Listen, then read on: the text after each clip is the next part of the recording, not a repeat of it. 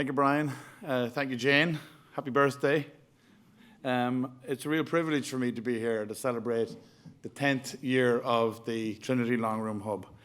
As Brian said, I am the General Manager of Intel, and I'm proud in many ways to have played a small part with the almost 5,000 people that we have out in Leixlip for turning what is the beautiful Liffey Valley into the beautiful Silicon Valley of Europe.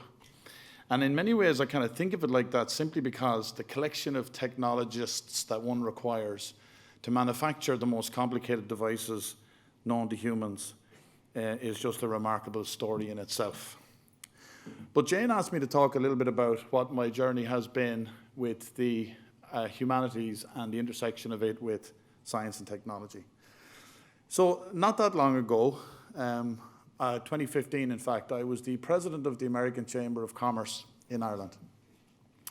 And in that role, I travelled north, south, east and west of the country. And I met many of the almost 250,000 people or so who are employed in the foreign direct investment community in Ireland. These are our uncles, our aunts, our parents, our kids.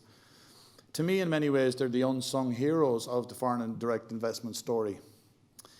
And what was remarkable to me was they were there, whether they were in biotech, biopharma, fintech, medical devices, or microprocessor electronics, software.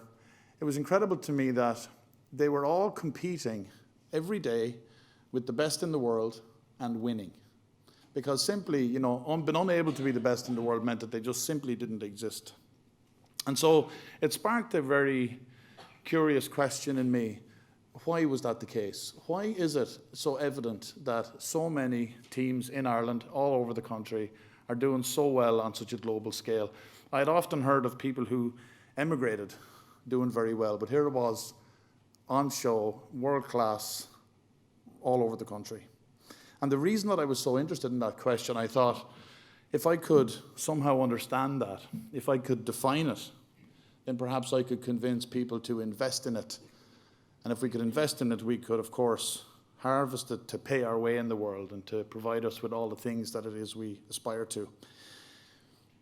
My first port of call was to Dr. Genevieve Bell.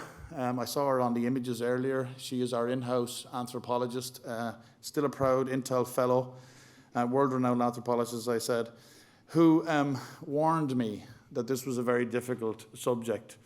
To bookend that story a bit, I did see Katrina Crowe on the TV the other night warning us that we should complicate the narrative.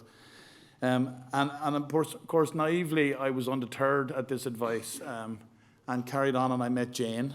And Jane, in turn, introduced me to Mary-Sophie Hingst. Mary-Sophie, a great friend of many of you here, I'm sure, was a great friend of mine, joined us at Intel, became a great friend of ours, and we really miss her. But we went on an incredible journey together. She introduced me to the first king of all of Ireland, King Nuada, and his Clea of Solish, his sword of light, and how his then election campaign had the pursuit of knowledge, truthfulness, and wisdom as his election campaign to become the first king of all of Ireland in defeating the Firbulg. That we went from mythological times to more recent times, and we discovered that Pádraig Pearse had edited a newspaper called the Clea of Solish, the Sword of Light, which, having looked at copies of it in the Conor na Gaeilge, it's clearly a celebration of the collision of science and technology with the humanities. We were more intrigued then to find that the very founders of the Irish Free State, in the first issue of Stamps produced in February 1922, used the Sword of Light, or the Clea of Solish, as an emblem, I think in many ways saying that here we are as a nation of taking our place among the nations of the world, with the only sword that we had was the pursuit of knowledge, truthfulness, and wisdom. Imagine me on that particular journey. I, of course, being from Intel and being from the science discipline, wanted to try and codify this despite the best advice of those around me. And I did put it together in a kind of an understandable form for me, that I thought that perhaps if we adopted a grounded optimism, if we were to pursue that and harness the ancient Irish disease of notions, that we could develop positive notions for ourselves and be open to new ideas from across every multiple discipline, that we could do worse than that as a translation or as a codification for what the journey had taught me.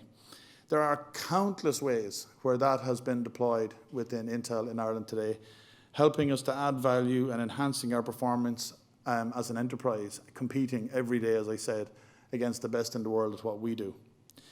And if my story is indicative, I think it's just a simple, small example of what will happen when humanities intersect with science and technology will be simply magic.